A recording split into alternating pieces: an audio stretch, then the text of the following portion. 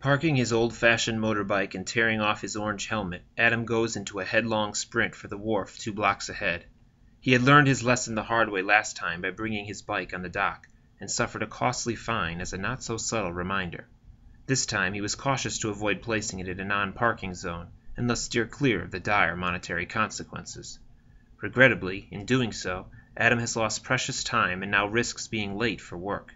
If he is tardy one more time, his boss will have his head. With that in mind, he rushes down a recently redone sidewalk toward his place of employment in his black shorts and sleeveless gray t-shirt, which he hastily fastens his ID tag to.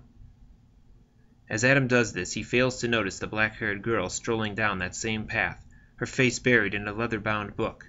Before either can lift their head to see one another, they come crashing together. Not only does the collision cause the girl to drop her book, but she loses the backpack that was slung around one of her shoulders as well, causing its contents to spill everywhere. When they finally bring their heads up, it is at the exact same moment. Shaking away the stars, they look at one another. However, both are surprised to find themselves gazing into the opposite's deep, youthful, and intriguing eyes rather intensely. The pair locks for a minute in an awkward staring contest, each seemingly reading the other. But then, the sky-blue, cami-strapped tank top and tan hiking shorts-clad girl shows a flare of frustration in her pleasant brown eyes. Adam spots the fire building there and crawls backward, yet he cannot stop gawking at her. "What are you looking at, you big klutz?" she yells at him, her neck-length hair and stringy sideburns flapping this way and that as she fumbles around for her scattered possessions. That is," he bumbles, searching for words, realizing that he was indeed rudely staring. It was astonishing, though. Before the young woman spoke, her brown eyes caught the sun and shone a brilliant golden hue. "Great. Can't even talk, huh? It's bad enough you don't look to see what's in front of you, Buster," she states, shoving the loose items back into her bag in an irritated fashion. The fact that her tone is hinting on the edge of jest, however, confuses Adam. "Sorry, miss, I should have been watching. It's just that I'm in a hurry.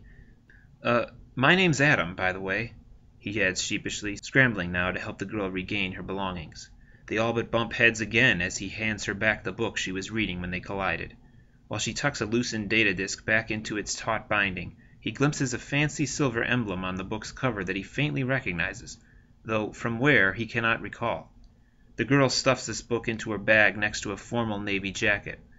"Oh, it's all right. Sorry for yelling, but I'm kind of in a rush, too," she explains, as if offering a pardon, hoisting her refilled pack over her shoulder.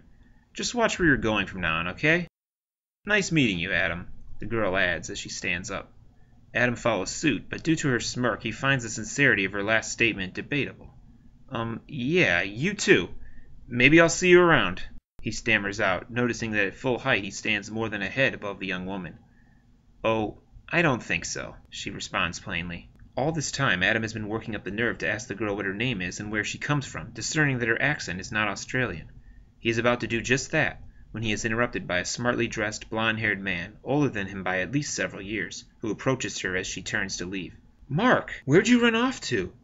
she relates with exasperation upon seeing him, and walks away from Adam. "I wasn't going to leave you behind. I just had to double-check a few things," confesses the newcomer. But, noticing Adam, he pulls her closer and begins speaking in a peculiar, secretive manner. Realizing his window of opportunity has been shut tight, Adam resumes his dash for the wharf, remembering his true destination and the consequences that will undoubtedly await him at this point. "Darn girl, I'll be late for sure now," thinks Adam, taking a curious peek back at the two. He can almost swear that she glances in his direction with a smile, but convinces himself he was imagining it as the crowded and busy dock comes into view. Some guys have all the luck. "Boy, do I always get the shaft deal or what?" he mumbles with a sardonic half-grin, hearing the hollers from the wharf.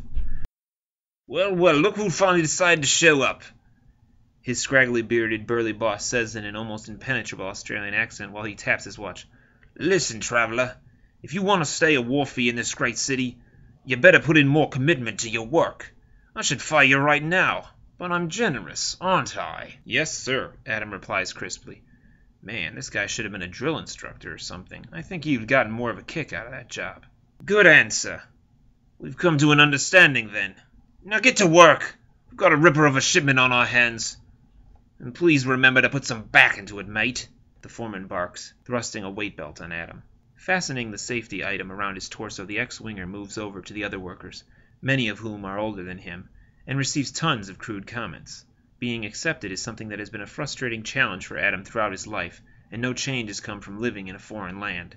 However, he has earned his co-workers' respect before with his surprising strength and determination, and he is sure he can build it back given time. Oddly enough, his glum mood on the ride over has been lifted, and he feels both a tad lightheaded and tougher from his encounter with the fiery, black-haired girl. "Maybe I'll see you around?" What kind of line was that? What was I thinking? Adam silently asks, rolling his eyes. Probably never see her again in a city this big. She even said so herself, he tells himself, pulling a crate off the back of a docked ship before loading it onto a packed forklift for transfer to storage. But then, suddenly, a realization makes him open his green eyes wide with shock. He remembers where he has seen the emblem on the young woman's book. He had seen it while with the WDC. That's the insignia of Maury's Moon Militia.